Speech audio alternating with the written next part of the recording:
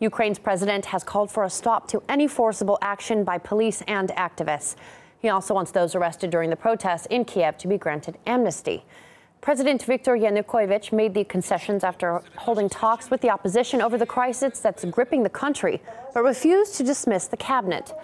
What started out as a rally in favor of signing an agreement with the EU has turned into anti-government demonstrations, with thousands camped out in central Kiev. Massive rallies in support of the government are also expected to take place, just hundreds of meters away from the heart of the opposition protests. RT's Alexei Yaroshevsky is in Kiev and takes a closer look at how the revolutionary mood is affecting everyday life.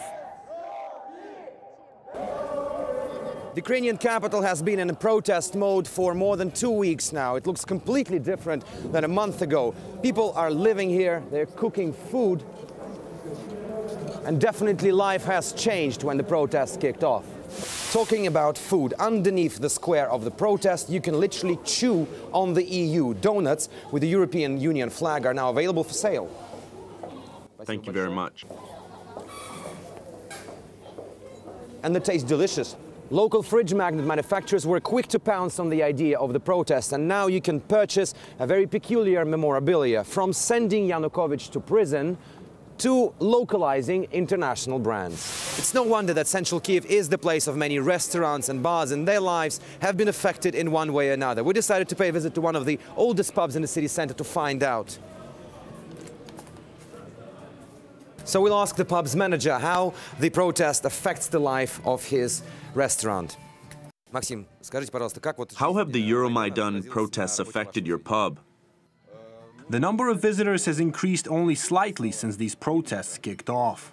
But now we've got a special offer menu which includes items such as tea and cake and will be open 24/7 for as long as the Euromaidan protests continue.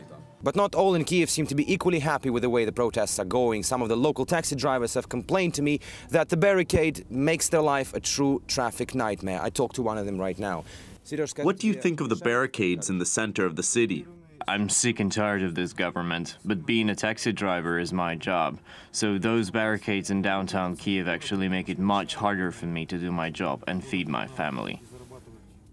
The further we step away from the Maidan, the more mood change we're seeing among the locals. Some of them have been enraged by particular aspects of this unrest.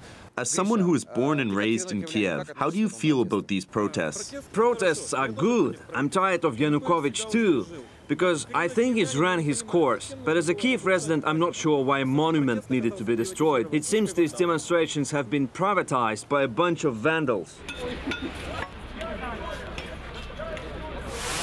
But just 1 kilometer from the Independence Square, there are places where the revolution vibe is non-existent. After what has been a turbulent and hard week for Ukraine, people are letting off steam in different nightclubs and bars. And for them, its life goes on, despite that some part of the city is still under revolutionary lockdown. Alexei Yaroshevsky, RT, reporting from Kiev in Ukraine.